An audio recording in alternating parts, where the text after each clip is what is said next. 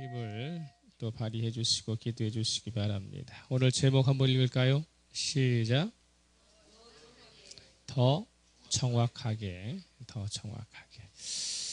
바울은 이전과는 달리 이 고린도 지역에서 복음 사역을 행하면서 데살로니가라든지 빌립보라든지 베레아라든지 아덴이라든지 이 지역을 건너올 때는 한 달 이상을 있지를 않았어요.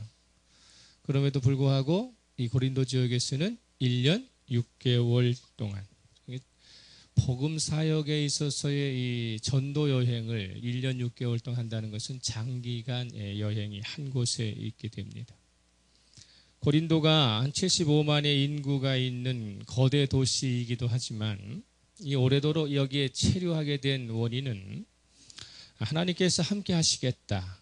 하나님께서 격려하시고 복음에 대한 강력한 의지를 이 고린도 지역에서는 더더욱 보여주셨기 때문이죠. 그래서 하나님의 의지가 반영되어 있다라는 것을 알게 되고, 두 번째로는 브리스가 또 아굴라와 같은 같이 동고동락하는 복음에 동고동락하는 선한 동력자들을 자꾸 붙여주셔서 그래서 고린도 지역을 세워가게 되는 것입니다.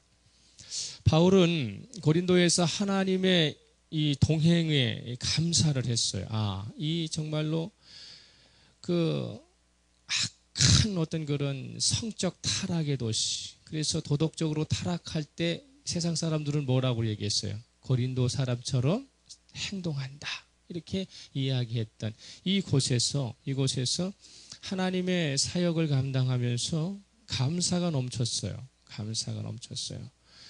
힘들고 어려운 상황 가운데 속에서도 사도 바울은 감사가 넘쳐서 이 고린도 지역에서 일정 기간 하나님 앞에 더 한 차원 높은 자신의 구별된 삶을 살기 위해서 서원을 하게 되죠. 서원을 하게 됩니다. 하나님 앞에 내가 이렇게 구별된 삶을 살겠습니다 라고 하나님 앞에 특별하게 일정 기간을 떼어서 그런 가운데 속에서 하나님께 서원을 하게 되는데, 그것이 18절이에요. 18절 사도행전 18절 읽겠습니다. 시작. 바울은 더 여러 날 머물다가 형제들과 작별하고 배 타고 수리아로 떠나갈새 브리스길라와 아굴라도 함께 하더라. 바울이 일찍이 서원이 있었으므로 겐그레아에서 머리를 깎았더라. 그랬습니다. 그러니까 머리를 깎았다는 것은 일정 기간 나시린으로서의 머리도 깎지 않고, 그리고 특별한 하나님 앞에 자신의 몸을 드리는 그러한 헌신의 삶을 살다가 이 서원을 하게 되면 대부분 어디에서 이 결례를 행하게 되느냐면 예루살렘 성전에 와서 제사를 드리면서 결례를 이제 마치게 되죠. 그래서 이제 1년 6개월의 시간을 고린도에서 보내고 난 뒤에 이제 예루살렘으로 이제 향해서 가서 자신의 서원한 것을 이제 하나님 앞에 마치려고 하면서, 이 겐그레아라고 하는 것은 에베소로 가는데 배를 이용해서 가거든요. 거기에 가는 항구가 겐그레아예요. 나중에 이제 로마서 16장에 보면은 겐그라 지방에 누가 있어요? 베베 집사라고 하는 여인이 이 겐그라 지방 교회의 대표자였었죠. 그런 가운데서 서원을 수행하기 위해서 예루살렘 성전에서 마무리해야 할 일이 있기 때문에 이제 동력자들과 떠나면서 함께 누구와 동행을 하느냐면 아굴라와 브리스과 부부와 함께 갑니다.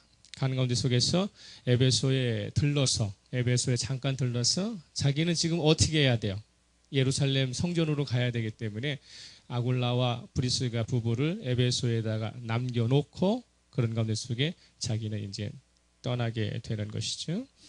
그런 가운데 속에서 이제 흔히 이야기하는 것처럼 22절 볼까요? 22절.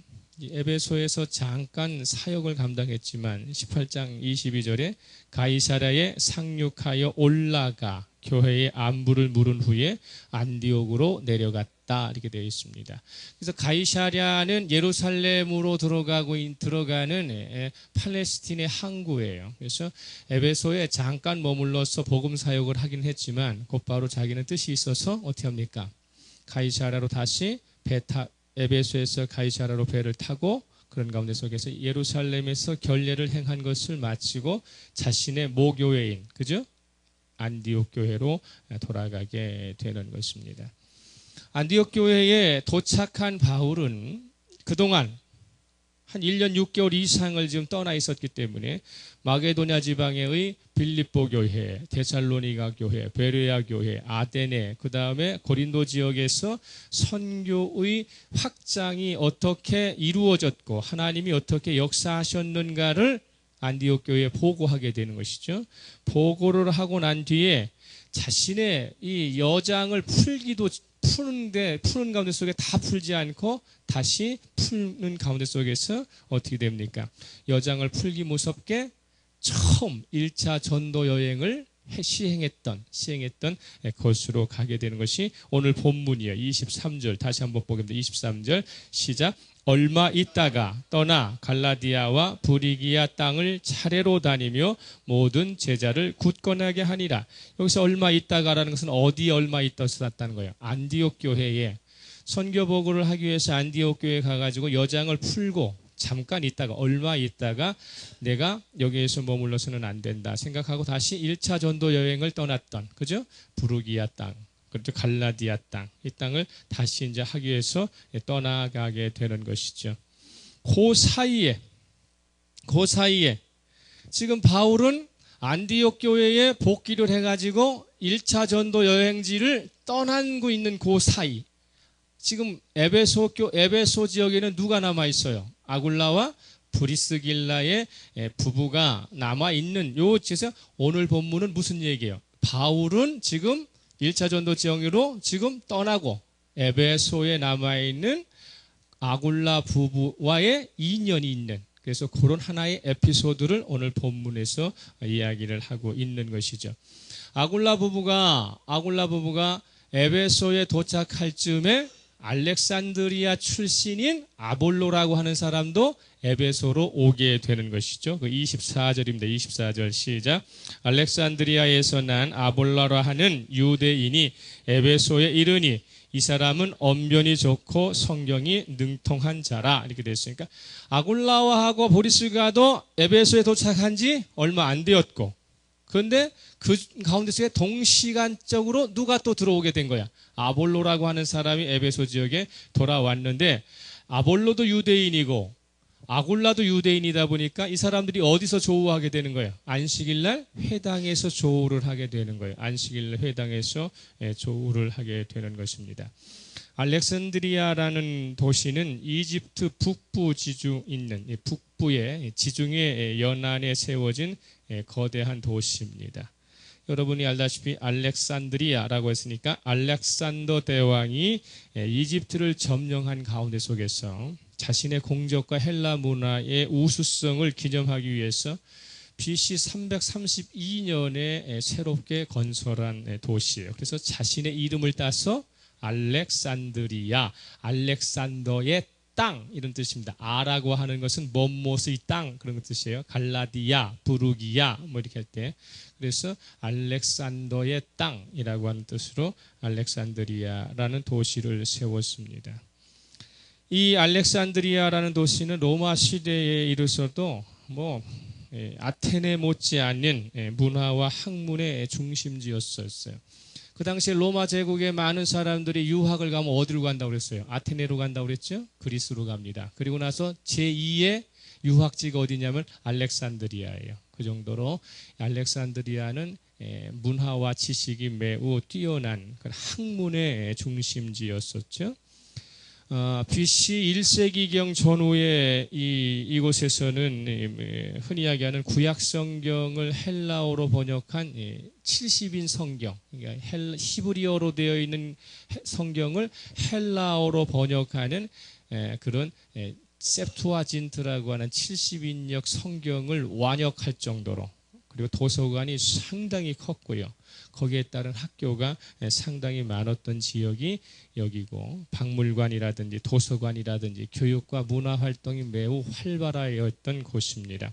상업도 매우 발달된 가운데 속에서 이 이집트 밑쪽에 남부 쪽에 그 나일강을 중심으로 하는 델타 지역에서 나오는 모든 밀 곡식들이 어디로 집산을 하게 되느냐 하면 알렉산드리아에 집산을 하게 돼요. 그래서 알렉산드리아에서 로마로 어떻게 합니까? 배로 수송을 해가지고 로마 제국의 곡식을 담당하던 곳이 어디냐면 이 알렉산드리아라고 하는 곳입니다. 그러니까 학문과 문화가 발달되어 있고, 그리고 뭡니까? 무역과 모든 것들이 총집합되어 있는 곳이 이 알렉산드리아입니다. 그래서 알렉산드리아는 수세기서부터 유대인들이 정착해 와서 자신들의 문화에 뿌리를 이렇게 내리던 그런 곳이었습니다.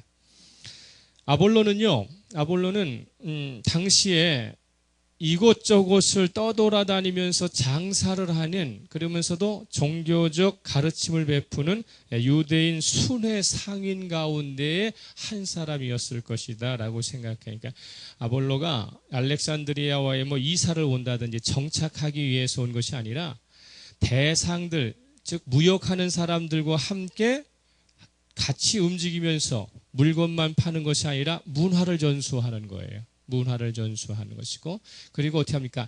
이 사람은 성경에, 구약 성경에 아주 정통한 사람이기 때문에 디아스포라, 그러니까 각 도시들마다 유대인 사회에서 어떻게 됩니까? 회당을 찾아다니면서 구약 성경의 뜻을 가르치는 그런 지식의 전도사였었어요.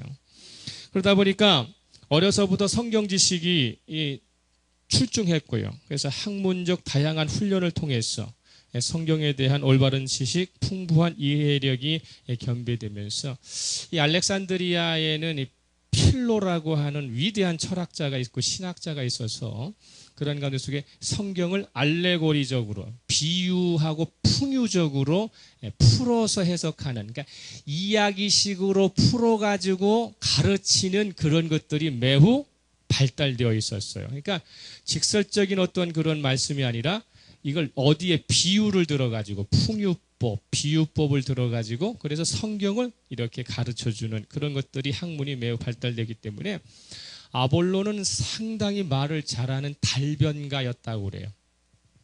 그에 비해서 사도 바울은 어때요? 지식이 아주 출중하고 아주 고전적 학문이 출중하지만 이 아볼로보다는 바울은 언변이 좋지 못해가지고, 그래가지고 사람들을 이렇게 대중 앞에서 연설을 하게 될 때에 상당히 어눌했다고 그래요. 그러니까 웅변가가 되지 못했죠. 여러분들 예를 들어갖고 목회자가 설교를 하는 가운데 속에 말을 더듬으면 듣기 답답하잖아요. 그죠?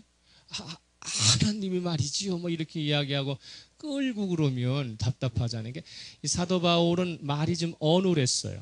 그리고 직선적이었고요. 그러나 이 아볼로는 말이 유했고, 그리고 부드러웠어요. 그러니까 많은 사람들에게 어떻게 되겠어요? 인기가 매우 많은 사람이었다고 하는 것이죠. 그러니까 누구에게 말을 잘 전달할 수 있는 능력이 있다고 하는 것은 상당히 좋은 관점이겠죠. 그래가지고 회당을 가게 되면, 안식일에 회당에 모여가지고 아볼로의 이야기를 들으면 청중이 어떻게 되는 거야? 다 감동을 하는 거예요. 다 감동을 하는 거예요. 그런 가운데 속에서 에베소라는 도시가 상당히 큰 도시이기 때문에 회당이 참 많았겠죠. 그런 가운데 속에 여러 회당을 돌아다니는 가운데 속에 오늘 어느 회당에서 누구랑 만나요? 아굴라 부부와 만나게 되는 것입니다. 25절에서 26절 봅니다. 25절에서 26절 시작. 그가 일찍이 주의 도를 배워 열심으로 예수에 관한 것을 자세히 말하며 가르치나 요한의 세례만을 알따름이라.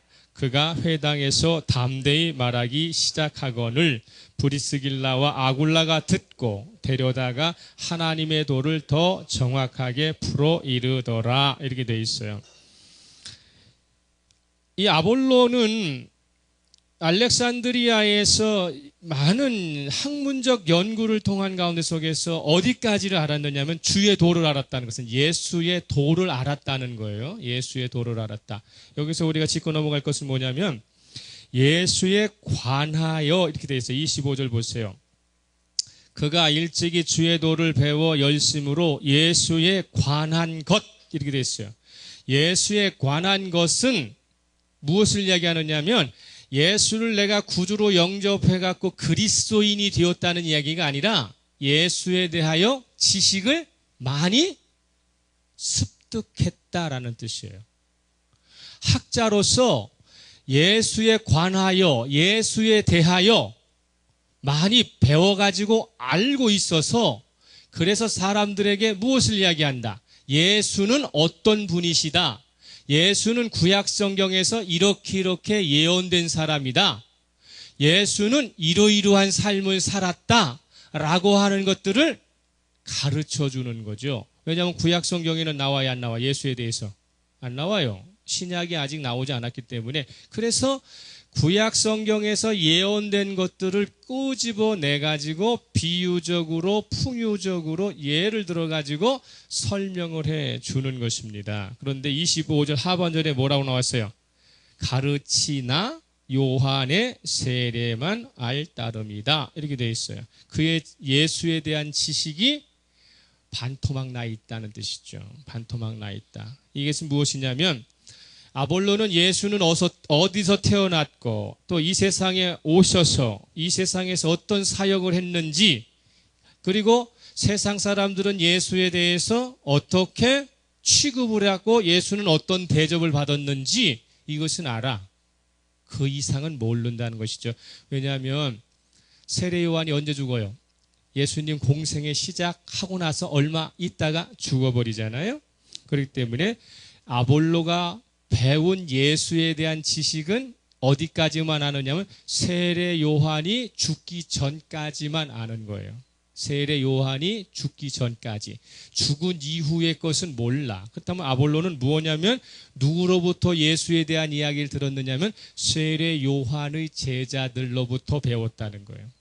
AD 29년에 세례 요한이 헤롯에 의해서 참수를 당한 다음에 세례 요한의 제자들이 뿔뿔이 흩어져요. 뿔뿔이 흩어지는 가운데 속에 이집트 쪽으로 내려오게 되죠.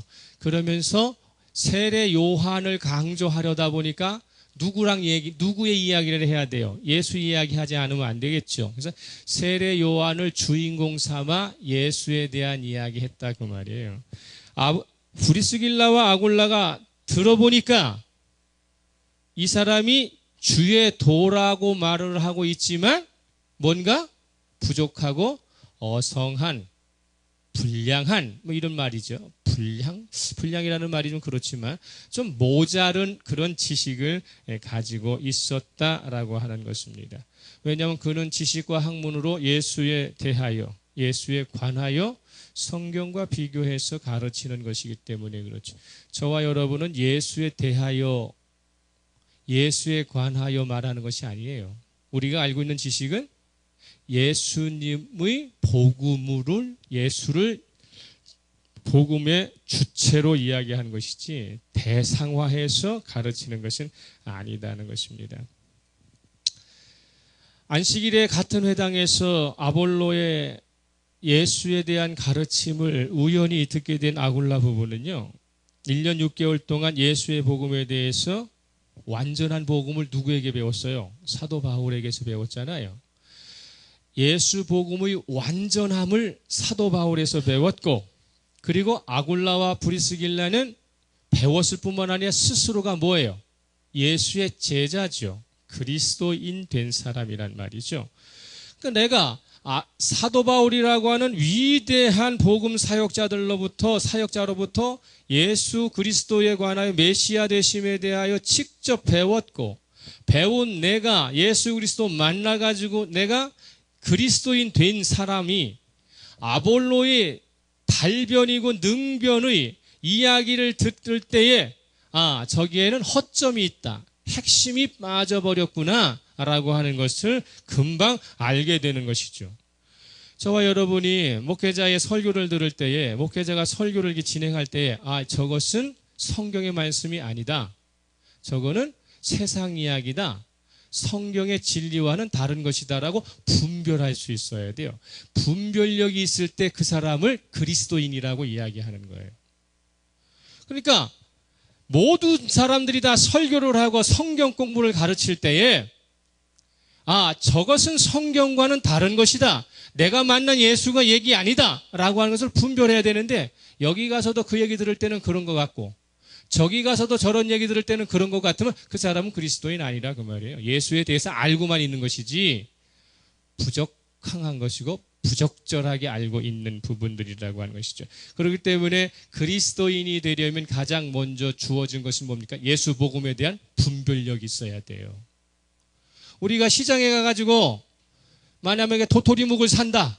그러면 이거 국산이에요? 중국산이에요? 물어보잖아요. 그런데 우리들은 이 도토리묵에 대한 지식이 없으니까 파시는 분이 이거 내가 산에 가갖고 직접 주워가지고 갈아서 만든 진짜 도토리묵이에요 라고 이야기를 하면 분별력이 없는 사람은 어떻게 되겠어요? 말하는 사람이 이야기를 듣고 사다가 먹는다 그 말이죠. 그런데 알고 보니 그 뭐야? 가짜일 수가 많다는 거죠. 그렇기 때문에 우리가 흔히 이야기하는 것이 먹어봐야만 맛을 알고 뭔가 만져봐야만 아는 것이 아니라 분별을 할 수 있는, 아, 이 사람이 거짓말을 하고 있구나. 이 상인이 지금 나를 속이고 있구나를 알 때는 속지 않지만 모르면 번번이 속는 거 아니에요? 그죠? 요새는 너무도 거짓말을 많이 하기 때문에 거짓말이 진짜인 세상이 되어버렸잖아요. 그런 거 마찬가지로. 그런데 아골라의 부부는 아볼로가 아무리 말을 잘하고 아무리 지식적으로 풀어내가고 있지만 아, 예수에 대한 복음은 이 사람은 부정확한 사람이라는 것을 알았다는 것입니다. 그래서 이 아골라와 브리스길라 부부는 그 이야기를 듣고 그 자리에선 반박하지 않았어요. 조용히 아볼로를 자기의 집으로 초청하는 형식으로 따로 불러서 그래가지고 하나님의 도를 가르쳐요. 잘 보세요.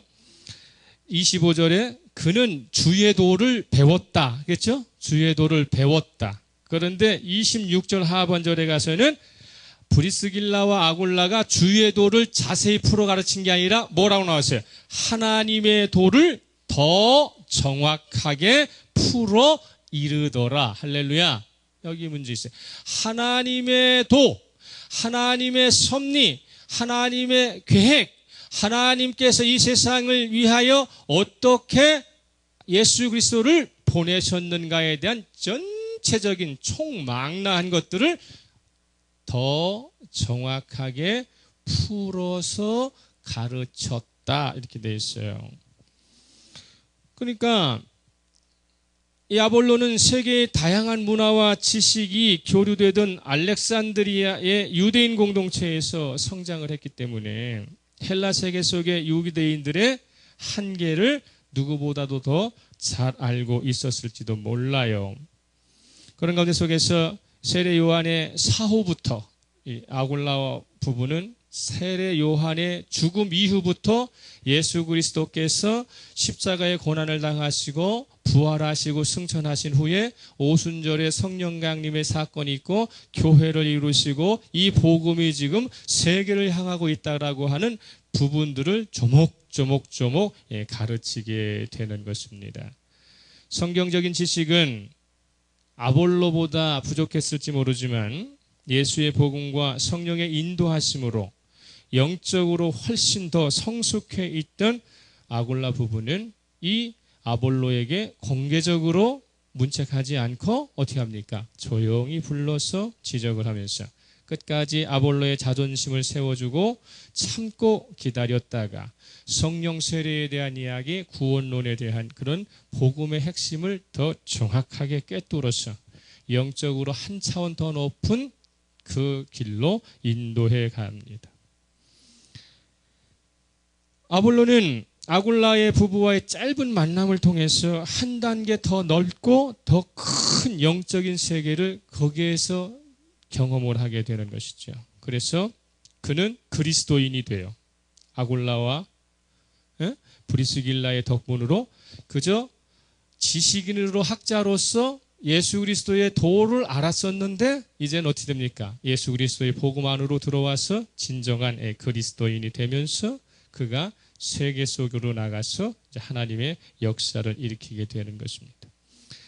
아볼로가 이렇게 일취월장할 수 있는 기회를 얻을 수 있었던 것은 예수의 복음을 제대로 전수받은 아굴라와 브리스길라의 신앙과 삶을 보고, 그리고 가감없이 실천해가는 진실성, 그리고 실천력에 감동했기 때문입니다. 이 부부의 균형 잡힌 신앙의 진실성은 당대의 가장 뛰어난 달변가도 머리 숙여서 겸손히 배울 만큼 상대방의 부족한 것을 정확하게 보완해 줄 수 있는 진정한 삶에서 우러나온 것이다 라고 말할 수 있어요. 오늘날 한국교회와 성도들을 진단할 때에 대다수의 지도자들과 많은 미래학자들은 뭐라고 이야기하느냐면, 교회를 말할 때, 좋게 말할 때는 뭐라고 얘기를 하느냐면은 정체기에 들어섰다라고 얘기해요. 정체기에 들어섰다. 그러나 실질적으로는 쇠퇴기를 걷고 있습니다. 그래서 오늘의 한국의 교회와 성도를 쇠퇴기 또는 위기 시대에 살고 있는 사람들이라고 말을 합니다. 불행하게도 2013년 전 교단들이 총회를 하면서 자기 교단의 교인 수가 얼마인가를 보고하는 통계치가 있어요. 그런데 전 교단이 다 교인 수가 줄었다고 보고를 하고 있고, 교회가 줄어들었다고 보고를 하고 있습니다. 한국교회와 성도가 쇠퇴기 혹은 위기의 시대를 걷게 되는 이유는 아굴라와 브리스길라 같이 예수 복음에 대한 확실한 뜻을 더 정확하게 깨닫지 못하고 모든 교회와 성도가 어정쩡한 현세적인 부분에만 집착하고 있었기 때문이라는 것입니다. 이 세상보다 훨씬 더 우월하고 생명력이 있는 예수 그리스도의 복음에 대한 가치를 정확하게 깨닫지 못한 결과는 2000년대서부터 교회와 성도들에게 나타나기 시작했어요. 그런데 교회와 성도는 그것을 제때 대처하지 못하고 여전히 과거에만 매여 있다고 하는 것입니다. 과거의 신앙적인 경험에만 매여 있어요. 최근에 한국교회를 얼마나 신뢰하고 있습니까? 일반 시민들에게 조사를 했어요. 당신들은 교회와 성도들, 당신 주변에 살고 있는 예수 믿는 사람들을 얼마나 신뢰하고 있습니까? 아니면 당신 지역에 있는 교회를 얼마나 신뢰하고 있습니까? 하고 조사했는데 2010년 기준으로 17.6%만이 나는 교회를 신뢰합니다 라고 얘기했어요. 이건 예수 믿는 사람이에요. 자기가 교회 다니니까 신뢰한다고 이야기한 거, 이게 17.6%가 48.4%는 전혀 신뢰하지 않습니다 이렇게 이야기했고요. 30%만 그냥 그래요, 특별한 게 없어요 이렇게 얘기했어요. 그러면 17.6%만이 자기가 교회를 다니고 있기 때문에 교회를 신뢰한다고 이야기한 것이고, 나머지는 뭐라는 거예요? 신뢰하지 않습니다 라고 하는 쪽에 끼인다는 것이죠. 80% 이상이 교회와 성도에 대해 신뢰하지 않거나 그냥 그래요 라고 생각하게 되는 이 근거는 어디서 유발되었느냐는 것입니다. 그것은 분명하게 내가 교회를 출석하고 있고 내가 예수를 믿고 있어도 내 옆에 사람에게 내가 그리스도인으로서의 정체성이 드러나지 않았다는 것이죠. 그거 아닙니까? 같은 아파트에 살면서, 같은 요 구리에 살면서 저 집은 예수 믿는다고 하는 명패를 붙이고 살지만 내가 볼 때는 예수 믿는 것처럼 그렇게 신뢰가지 않는 삶을 산다라고 알기 때문에 그 사람들이 이야기하는 거 아니에요? 우리들끼리는 신뢰를 할지 모르지만 그런 얘기잖아요. 요새 저는 우리가 살고 있는 지역 안에서 교회가 어떻게 하면 건강하게 이들과 함께 전속할 수 있는가에 대한 공부를 영락교회로 하러 다니는데, 거기서 다시 한번 차트를 보면서 다시 한번 생각을 해봤어요. 통계가 조금 지난 것이기는 해요. 10년 전서부터 통계를 해온 것이기 때문에. 그런데 놀랄만한 사실은 뭐냐면요, 교회가 사회적으로 어떤 위치에 있는가를 한눈에 볼 수 있는 수치가 있어요. 교회가 세상을 향하여, 세상에 대하여 섬김과 봉사를 얼마나 열심히 하고 있는가를 보여주는 조치가 있어요. 현 시대를 살아가는 사람들 가운데 속에 복지라는 거 모르는 사람 없잖아요. 이 복지에 대한 매우 민감한 어떤 주제들이잖아요. 종교별로 곳곳에 사회복지기관이 있습니다. 그죠? 사회복지기관이 있어요. 사회복지기관을 운영하는 실태가 나타났어요. 기독교가 51.7%, 사회복지기관 중에 52%는 다 기독교 기관에서 하는 사회복지기관이에요. 캐톨릭이 12.9%, 불교가 11%, 원불교가 3.7%, 캐톨릭, 불교, 원불교를 합쳐도 기독교가 주관하고 있고 기관을 운영하고 있는 사회복지기관보다도 적어요. 2006년에 수재의원금, 2006년에 태풍 불고 그랬죠? 수재의원금 모금 현황이에요. 모금 현황. 기독교 79.9%. 수재의원금 가운데 속에 80%는 누가 낸 거다? 기독교인이 낸 거예요. 기독교인이. 캐톨릭 0.1%, 불교 20%. 기독교가 압도적으로 수재의원금도 많이 내요. 헌혈. 젊은이들에게 헌혈하잖아요? 헌혈하라고? 종교별로 헌혈 기증한 사례. 기독교 83.4%, 캐톨릭 10%, 불교 0.9%. 헌혈. 누가 급한 환자가 생겼다 헌혈해라 그러면 누가 제일 먼저 가요? 기독교인이 제일 먼저 달려간다 그 말이에요. 골수기증. 기독교 27.6%, 캐톨릭 6.3%, 불교 5.7%. 대한민국 사회에서 기독교가 봉사와 섬김을 하지 않으면 대한민국 기관이 다 무너지게 돼 있어요. 지금 2013년 현재. 그런데요, 사회적으로 공신력은 최하위예요. 이 사회에서 가장 중요한 봉사와 섬김은 기독교가 제일 많이 하면서도 나는 교회를 믿지 않고 성도들을 믿지 않는다는 것이 지금의 이 사태라고요. 그러면서 뭐라고 하는지 아세요? 예수 믿지 않는 사람, 종교가 없는 사람들에게, 불교도 없고 캐톨릭도 없고 기독교도 무종교라고 하는 사람들에게 만약에 당신이 종교를 선택한다면 어떤 걸 선택하겠습니까? 물었어요. 불교가 40%, 캐톨릭이 37%, 기독교는 22%밖에 안 돼요. 10명 중에 8명은 어디로 가겠다는 거예요? 불교나 카톨릭으로 가고 2명만 기독교인 되겠다는 거예요. 무종교회한테 물어보니까. 어처구니 없는 일이 뭔지 아세요?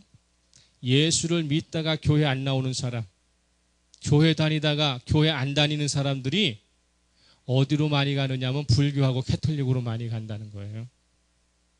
그래서 불교에 온 사람과 캐톨릭에 개종한 사람들이 당신이 전에 믿었던 종교가 무엇입니까? 물어보니까 다 기독교라고 이야기를 하고 있다는 거예요. 예수 믿다가 불교로 간 사람들, 예수 믿다가 천주교로 가는 사람들은 많아도 불교 믿다가 기독교로 오고 천주교 가지고 있다가 기독교로 온 사람들은 적다는 거예요. 아니, 줄 것 다 주고, 에? 할 것 다 하고, 그러면서 사회로부터는 신뢰도가 불교도보다도 못하고 캐톨릭보다도 못한 이러한 삶을 왜 살고 있는가라고 하는 것을 우리가 좀 깊게 생각해야 한다는 것이죠. 기독교가 다른 종교보다 사회를 대상으로 비교도 안 될 만큼 엄청난 재원과 인원을 배치해서 아낌없이 봉사하고 또 많은 공익사업을 하고 있음에도 불구하고 교회와 성도의 신뢰도가 다른 종교보다 떨어지고 심지어 계속 추락하고 있다는 것을 우리는 알고 있느냐는 것입니다. 막말로 태안에 기름 유출됐을 때 제일 먼저 달려간 사람이 누구예요? 기독교인이에요. 제일 많이 가서 기름때 졌고, 저도 청년부 보내고 난리 법석을 쳤어요. 그런데 내 이웃으로부터 내가 믿고 있는 이 종교, 내 이웃으로부터 내가 믿고 있는 예수 그리스도를 믿는 나를 신뢰하지 않는다는 조사를 하고 있는 이유는 뭐냐는 것입니다. 더 정확하게 알지 못하고 어정쩡한 것으로 신앙생활을 하고 있기 때문이라는 것입니다. 저와 여러분이 예수 믿는 것을 정말로 제대로 알고 있느냐는 것입니다. 이 부분들 우리가 욥기를 한번 보면서 우리가 한번 배워보려고 그래요. 욥은 당시에 온전하고 정직하게 하나님을 경외하면서 각종 악에서 떠난 자로 아주 깨끗한 삶을 살던 의인으로 취급받았던 사람입니다. 그런데 어느 날 자신의 의지와 상관없이 그의 가정에 환난이 총체적으로 임하게 되죠. 순식간에 10명의 자식이 죽고요. 모든 재산을 잃어버리고 심지어 욥은 정수리에서 발끝까지 옴이라고 하는 종기가 나가지고 질그릇 조각으로 마당에 앉아서 하루 종일 뭐를 해야 돼요? 간지러운 이 종기 난 부분을 긁고 있어야 되는 상황이었어요. 자식을 잃어버린 아버지의 심정, 지금까지 쌓아왔던 모든 재산을 잃어버렸다. 자기 잘못한 게 없는데, 그런데 와이프는 그 욥에 대하여 원망하지요. 과연 하나님이 계시느냐고 묻지요. 그러면서 아내도 떠나버립니다. 아내는 욥이 가지고 있는 그 신념, 주신 자도 여호와시고 거둬가시는 분도 여호와시니 내가 어떻습니까? 나면서부터 죽을 때까지 다 하나님께로부터. 그 때문에 나는 하나님을 버릴 수 없다라고 이야기하면서, 그러니까 아내가 욥을 어떻습니까? 저주하고 떠나버리죠. 동병상련하던 친구들이 욥을 찾아왔어. 그래서 일주일 동안은 그의 마음을 헤아리기도 하고, 그리고 아무 말 없이 그 앞에 고난당한 욥 옆에 일주일 동안은 옆에 있던 친구들이 이제 한 명, 두 명씩 왜 욥이 이 고난을 당하고 있는가에 대하여서 욥과 대립하면서, 결국 한마디로 욥은 고립무원의 존재가 돼. 누구도 알아주지 않고 누구도 인정해주지 않고 누구도 이해해주지 못하는 아주 고립무원의 존재가 되어버리고 말거든요. 욥은 그러면서도 그 어떤 상황에서도 끝까지 하나님에 대한 신앙을 포기하지 않습니다. 자신의 결백과 정결함을 피력합니다. 내가 당한 이 고난은 내가 잘못이 있어서 당하는 고난은 아니야 라고 이야기하죠. 한번 찾아봅니다. 욥기 31장 6절 찾으셨으면 같이 있습니다. 시작. 하나님께서 나를 공평한 저울에 달아보시고 그가 나의 온전함을 아시기를 바라노라. 얼만큼의 자신의 삶이 이 세상에서 깨끗했고 상대적으로 우월했느냐면 하나님이 달아보셔도 나는 걸릴 것이 없는 사람이다 라고 생각했어요. 욥이. 그 이야기를 할 수 있었던 것은 교만해서가 아니라 그렇게 여적지 살아왔기 때문에 하는 진실한 고백이었어요. 31장 35절 찾아보세요. 35절 봅니다. 35절, 31장 35절. 자, 시작. 누구든지 나의 변명을 들어다오. 나의 서명이 여기 있으니 전능자가 내게 대답하시기를 바라노라. 나를 고발하는 자가 있다면 그에게 고소장을 쓰게 하라. 세상 사람들이 내가 잘못한 것이 있으면 고소장을 써서 하나님께 한번 주어봐라. 그래도 하나님께서는 나에 대해서 깨끗하다고 정결하다고 말할 것이다. 내가 잘못이 있어서 고난당하는 것이 아니고 인과응보의 그러한 삶을 사는 사람이 아니라 나는 여전히 하나님을 신뢰한 사람이라고 그렇게 욥은 주장을 하고 있어요. 그런데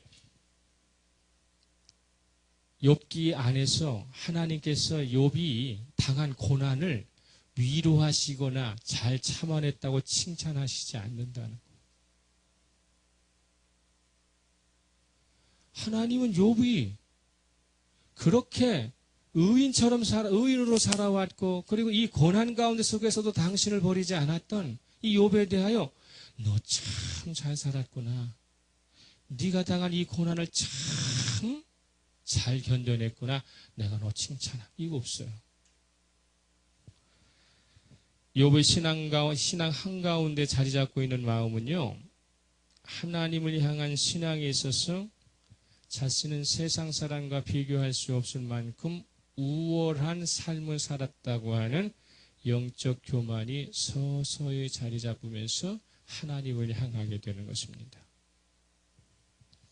오늘날 한국교회가 세상에 대한 섬김과 봉사의 자세가 복지관을 많이 하고 의연금을 많이 내고 헌혈을 많이 하고 이곳저곳 어두운 곳을 밝히기 위해서 뛰어다니는 이러한 섬김과 봉사가요, 자신이 또 다른 복을 얻기 위한 수단으로 사용되고 있다면 우월적인 위치를 선점해서 그래서 그것을 내가 우월적인 위치에서 도와주는 어떤 그런 주권 행사로 생각을 하고 있다면 그것은 욥이 갖고 있는 교만과 동일한 영적 교만이에요. 죽어도 뺨을 얻어맞고 있는 이유는요, 교회와 성도가 절대적 주권을 행사할 수 있는 하나님의 마음을 더 정확히 깨닫지 못했기 때문입니다. 물질적으로 수많은 재원과 인력을 한국교회가 세상에 쏟아부어도 더 이상 한 사람 영혼을 구원하는 전도에 대한 효과가 크지 않다는 것입니다. 도와줘도 그 사람이 그 도움받고 예수 믿는 것에는 영향력이 없다는 것입니다. 왜 그랬을까요? 우리는 하나님의 마음을 정확하게 꿰뚫고 있지 못하기 때문에 그렇습니다.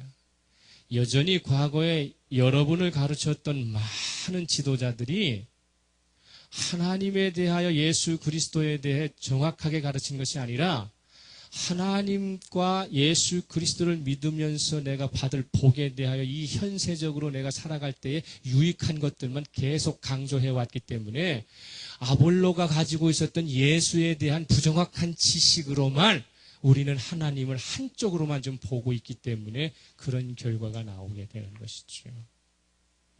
그런데 욥은 하나님을 제대로 만나게 되면서 자신의 자리를 회개의 자리로 옮겨가고 있다고 하는 사실이죠. 자신이 옳다는 것을 포기하고 하나님 앞에 회개하는 사람으로 돌아와 앉을 때 그때부터 상상을 초월한 회복의 역사가 욥에게 어떻게 합니까? 임하게 되는 것입니다. 찾습니다. 욥기 42장 5절 말씀 찾으셨으면 하면 같이 읽습니다. 시작. 내가 죽게 대하여 귀로 듣기만 하였사오나 이제는 눈으로 주를 배움나이다. 잘 보세요. 욥이 자신이 변화된 것을 신체에 가장 가까이 붙어있는 두 개의 기관을 사용해서 신앙의 전환점을 설명을 하고 있어요. 자, 눈과 귀는요, 우리의 신체 구조 가운데 속에 가장 가까이 있고 수평적으로 있어요. 잘 보세요. 여러분 중에 눈하고 귀하고 이게 수평적으로 안 맞으면 그거는 얼굴이 좀 잘못된 거야. 그죠? 한번 보세요. 눈과 귀가 지금 어떻게 돼 있나? 수평적으로 돼 있죠. 눈과 코는 수직이죠. 입도 수직이에요. 그런데 눈과 귀는 수평적으로 돼 있어요. 그래서 욥이 자신의 삶의 변화가 귀에서 어디로 왔다? 눈으로 왔다라고 이야기를 하고 있어요. 눈으로 왔다.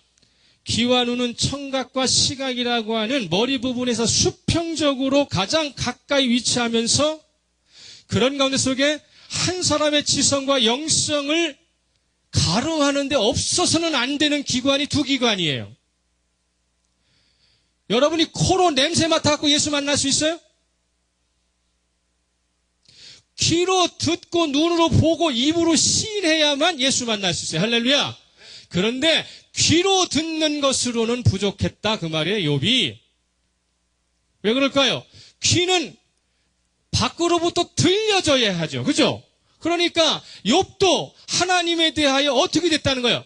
이런저런 전통에 대해서 배우고 이런저런 의식에 대해서 듣고 들은 것으로만 신앙생활을 했다 그 말이에요. 하나님 직접 만나본 적이 없다 그 말이에요.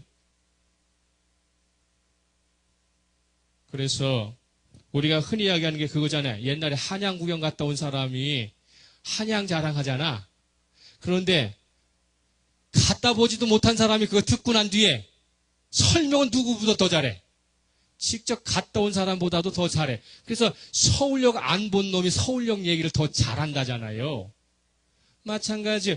하나님은 직접 보지 못하고 들은 것만 가지고 예수님 직접 만나지 못하고 들은 것만 가지고 예수는 어떻다고 이야기하고 신앙은 어떻다고 이야기하고 인생은 어떤 거라고 이야기하는 사람들이 너무도 많다는 것입니다. 저와 여러분은 예수 직접 만나시기를 그리스도로 축복합니다. 매우 중요한 거예요. 내가 귀로만 듣었사온데 이제는 모른다? 눈으로 직접 배웁니다 라고 하는 것이죠. 마치 아볼로가 글과 사람들의 이야기를 통해 귀로만 듣고 기억해서 예수 그리스도에 대한 지식을 쌓은 것처럼 욥 또한 하나님에 대한 신앙의 핵심을 놓치고 있었다는 것입니다. 한국교회와 성도들이 예수 복음의 핵심을 간과한 채 복음의 주변적이고 경계선상에 희미하게 그여있는 그러한 선만 밟고서 그동안 신앙이라고 이야기하고 있고 이게 예수 믿는 것이라고 이야기하고 이게 교회라고 이야기를 하고 있었다는 것이죠. 여전히 들은 것만 가지고는 하나님을 알 수 없다는 부족함이 나타나게 됩니다. 욥은 자신이 평생 지켜온 의로운 행위에 대해 스스로가 집착하게 되죠. 자신의 도덕성과 의로운 삶을 상대적으로 우월하게 평가하고 있다는 것입니다. 신앙은요, 사람과의 비교를 통해 우월해지는 것이 아닙니다. 정확히 말씀드립니다. 신앙은 사람들과의 비교를 통해서 우월해지는 것이 아니에요. 언제나 신앙의 기준은 어디예요? 예수 그리스도예요. 우리의 신앙의 기준은 예수 그리스도, 예수께서 어떻게 사셨는가, 예수께서 우리에게 행하신 것이 무엇인가를 직접 배우고 우리는 예수를 만나고 예수를 체험해야 할 때에 신앙의 역사가 나타나는 것입니다. 이제는 눈으로 주를 배웁니다 라는 말은 욥은 과거에 하나님을 알던 방법과 기준을 버렸다는 뜻입니다. 포기했다는 뜻입니다. 주님의 말씀을 직접적으로 접하게 되면서 지금까지 자신이 부족하고 잘못된 것들을 스스로 걷어들이고 그에 따른 행동은 하나님 앞에는 무슨 자리밖에 없다? 회개의 자리밖에 없다는 거예요. 하나님 앞에는 회개의 자리밖에 없습니다. 할렐루야. 그러면 하나님은 그 회개하는 그 자리에 뭐로 오신다? 은총으로 오시고 은혜로 오신다고 하는 사실입니다. 우리가 기억해야 할 것은 성도의 삶은 세상의 기준으로 남보다 나은 가치를 형성하는 것이 아니라 예수님을 기준 삼아 거룩한 삶의 실천과 적용이 따라와야만 되는 것입니다. 우리들은 하나님의 무한하시고 선하신 섭리를 자신의 제한된 이성과 지식으로 재단하거나 판단해서는 안 된다는 것입니다. 이제껏 내세우고 있는 것들이 하나님 앞에서는 가치 없는 것이 될 수 있습니다. 하나님 앞에 나는 무가치합니다. 하나님 앞에 저는 회개합니다라고 이야기할 때에 역으로 새로운 기회가 주어지고 회복의 역사가 나타나는 거예요.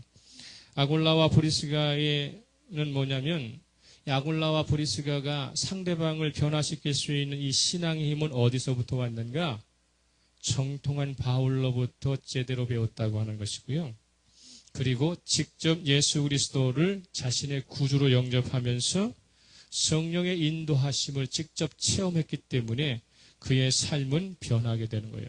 로마에서 쫓겨나 고린도에 정착해서 사업이 활성화되었지만 당신이 동고동락하는 바울이 에베소를 떠나고 갈 때 에베소로 갑니다. 나중에 요 다음 19장에는 바울이 어떻게 와요? 에베소로 돌아오는 거예요. 에베소로 돌아와요. 그래서 이 아골라와 브리스가는 고린도의 사역을 고린도에서 사업이 잘 되고 있었음에도 불구하고 에베소로 자기의 사업처를 옮겨놓고 다시 시작하는 것은 왜 시작하려고 하는 거예요? 바울을 돕기 위해서 에베소에 정착하게 되는 거예요. 물론 바울은 그래서 에베소에 와서 고린도보다도 더 오랜 기간 2년 6개월 이상을 거기에서 사역을 하게 됩니다. 그 다음에 아굴라와 브리스가가 어디로 가요? 로마로 넘어가요. 그래서 이 바울이 에베소 사역을 다 마치고 예루살렘 다시 와서 3차 어떻게 하면 끝내고 죄수로 로마로 갈 때 제일 먼저 또 로마의 교회를 구성해 놓고 기다렸던 사람이 누구예요? 아굴라와 브리스길라예요.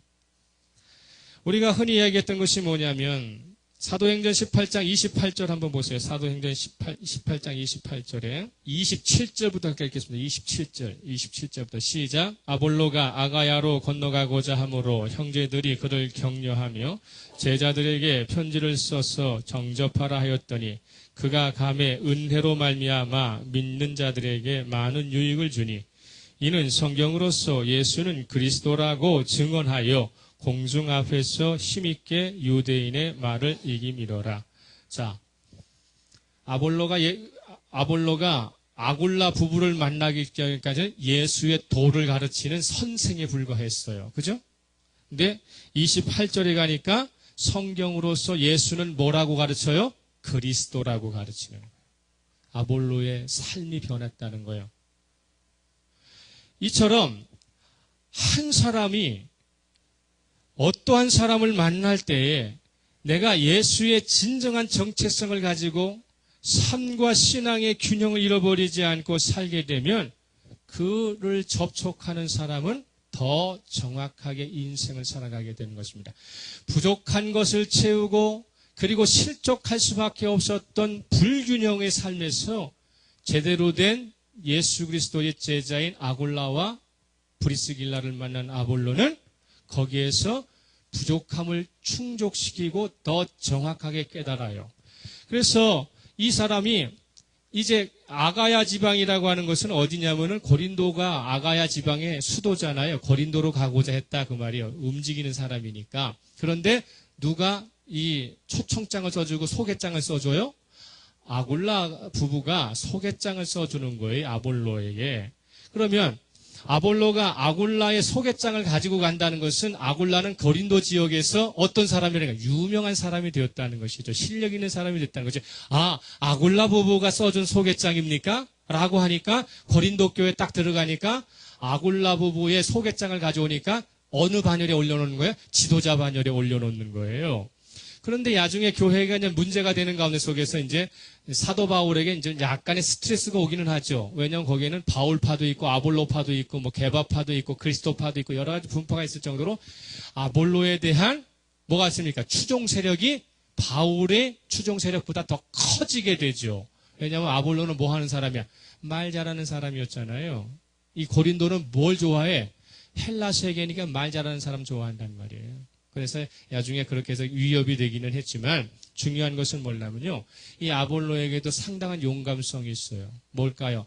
아굴라와 아볼로에게는 상당한 용감성이 있는데 이 사람은 아굴라와 브리스길라가 뭐 하는 사람이었어요? 천막장사하고 사업가였잖아요. 당신이 사업만 잘하지 지식에 대해서 뭘 알아 하고 폄하할 수도 있잖아요. 그런데 아볼로는 아굴라 부부의 이 하나님의 도를 가르치는 것을 겸허하게 배운 것이죠. 그렇게 됩니까? 그런 가운데 속에 자신의 부족함을 채우는 은혜의 수단으로 사용하게 된 것입니다. 저와 여러분이 삶의 현장에서 예수 그리스도인이라고 하는 정체성을 가지고 만나고 접촉하는 사람들에게 무슨 수단이 돼야 돼? 은혜의 수단이 돼야 돼요. 내가 이 사람을 통해서 은혜를 받았습니다. 내가 이 사람을 통해서 하나님 만났습니다.